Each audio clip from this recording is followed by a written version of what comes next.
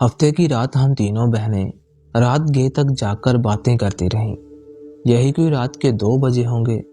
ہمیں ایسا لگا باہر ٹی وی لاؤنج سے باتوں کی آواز آ رہی ہے۔ اس وقت کون ہو سکتا ہے؟ ہم یہ بولتے ہوئے کمرے کا دروازہ کھول کر جیسے ہی باہر آئے تو رات کا کھانا تیار کر کے میں فارغ ہوئی تو باورچی خانے سے نکلتے ہوئے میری نظر دیوار پر لگی گھڑی پر پڑی۔ اف، اتنی دیر ہو گئی۔ میں نے جلدی سے سامنے صوفے پر پڑی چادر اٹھا کر اوڑھی اور گھر کی چابی پرس میں ڈال کر گھر سے نکل گئی۔ راستے میں ہی مغرب کی اذان ہو چکی تھی۔ بچے کہیں گے آج ماما ہمیں ٹیوشن سے لینا ہی بھول گئی۔ میں سوچتی ہوئی تیز تیز قدموں سے ان کے ٹیوشن سینٹر کی جانب بڑھ گئی۔ ماما آپ نے اتنی دیر لگا دی؟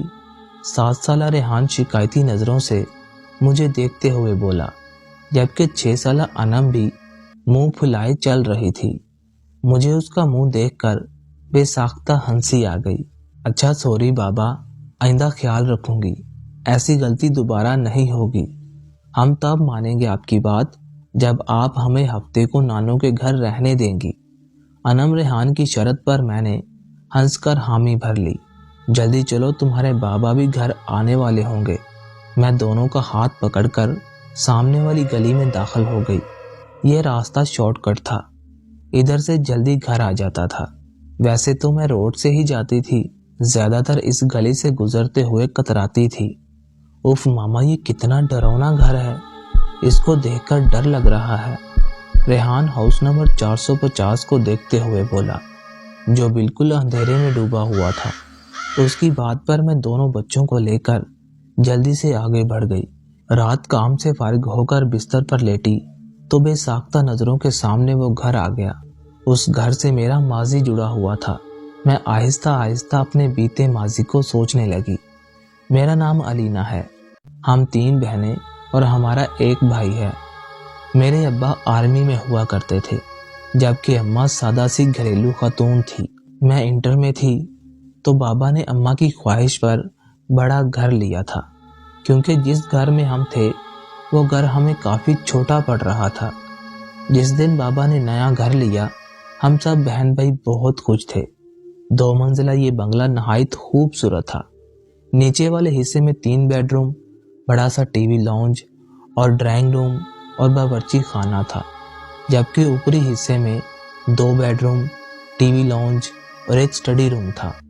چھوٹا سا باغیچہ تھا جس میں نیم اور بیر کے درخت لگے تھے، اور کار پورچر اتنا تھا کہ گاڑی کھڑی ہو جائے۔ میری بڑی بہن مہرین جو مجھ سے 2 سال بڑی تھی، اور پھر اس سے چھوٹی ثنا جو 1 سال بڑی تھی، پھر میں تھی اور سب سے چھوٹا ہمارا بھائی جو اس وقت 7ویں جماعت میں تھا۔ ہم تینوں بہنوں نے اوپر والے بیڈ روم لے لیے، جبکہ نیچے حارث ماما بابا کے ساتھ رہتا تھا۔ ہم تینوں بہنیں کافی ڈرپوک ہیں، تو ہم ایک ساتھ ایک بیڈ روم میں سوتی تھیں۔ جس دن ہم شفٹ ہوئے اس دن کافی تھکن ہو گئی تھی۔ رات گئے تک سامان وغیرہ سمیٹ کر فارغ ہوئے، باقی کام اب کل کر لینا۔ اب جاؤ، تم لوگ بھی سو جاؤ۔ کھانے سے فارغ ہوئے تو امی بولی تو ہم تینوں بہنیں اوپر جا کر لیٹ گئیں۔ تھکن اس قدر تھی کہ لیٹتے ہی نیند آ گئی۔ ابھی سوئے ہوئے زیادہ دیر نہیں ہوئی تھی کہ مجھے نیند میں ایسا لگا کہ کوئی باہر دروازہ بجا رہا ہے۔ میں نے اٹھ کر دروازہ کھولا تو سامنے کالی بلی کھڑی مجھے گھور رہی تھی۔ اس کو دیکھ کر میری بے ساختہ چیخ نکل گئی۔ میری چیخ پر میری بہنیں گھبرا کر اٹھ گئیں۔ کیا ہوا؟ سب خیریت تو ہے نا؟ مہرین نے میرے پاس آ کر پوچھا۔ تم بلی سے ڈر گئی؟ اس نے حیرت سے بلی کو دیکھتے ہوئے کہا، اور میں شرمندہ ہو کر واپس بستر پر لیٹ گئی۔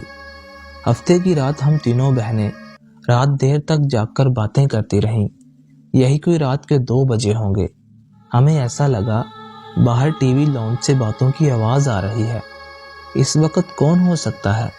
ہم یہ بولتے ہوئے کمرے کا دروازہ کھول کر جیسے ہی باہر آئے تو ایسا معلوم ہوا جیسے یہ باتوں کی آواز باورچی خانے سے آ رہی ہو۔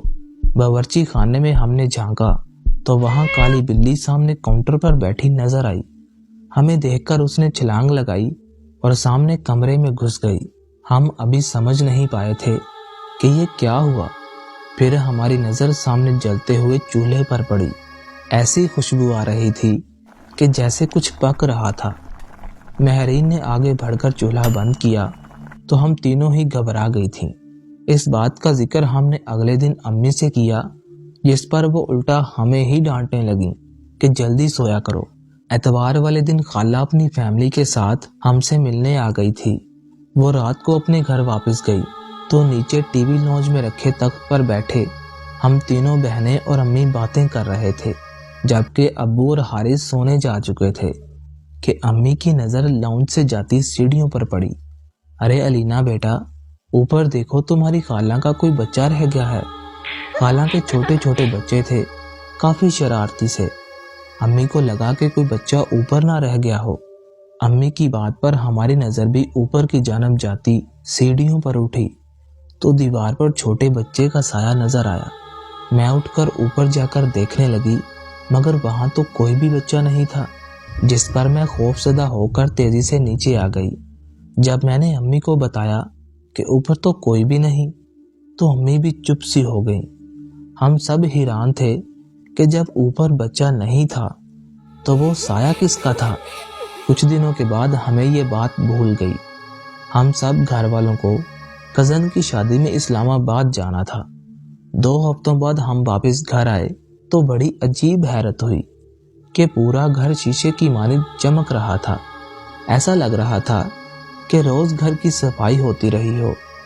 ہمیں یہ سب دیکھ کر بڑی حیرانی ہو رہی تھی، بلکہ حارث بولا، ایسا لگتا ہے جیسے روز کام والی آ کر کام کر کے جاتی ہو۔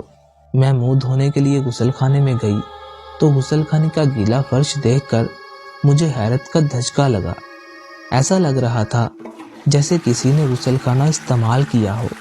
پھر یہ معمول بن گیا، ہم لوگوں کو یہ کالی بلی مستقل گھر میں گھومتی ہوئی نظر آتی۔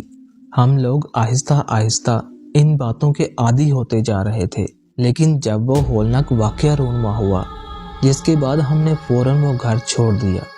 رات کے کسی پہر امی کی آنکھ کھلی تو انہیں محسوس ہوا کہ چھت پر کوئی ہے۔ وہ سمجھی ہم بہنیں سونے کی بجائے گپوں میں مصروف ہیں۔ وہ دبے قدموں سے چھت پر آئیں۔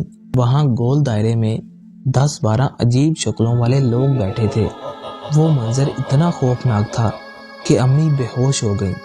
فجر کی نماز کے لیے جب ابو اٹھے اور امی کو کمرے میں نہ پا کر لاؤنج میں آئے تو انہیں سیڑھیوں پر امی اوندھے منہ پڑی نظر آئیں۔ ہوش میں آنے پر جب امی نے رات والا منظر بتایا تو ابو نے فوراً فیصلہ کیا کہ یہ گھر چھوڑ دینا مناسب ہے۔ اس سے پہلے کوئی بڑا نقصان ہوتا، ہم نے وہ گھر چھوڑ دیا۔ آج اتنے برس گزر جانے کے بعد بھی سوچوں تو خوف کی لہر میرے جسم میں دوڑ جاتی ہے کہ ہم 6 ماہ جس کو بلی سمجھتے رہے، در حقیقت وہ ایک جن تھا۔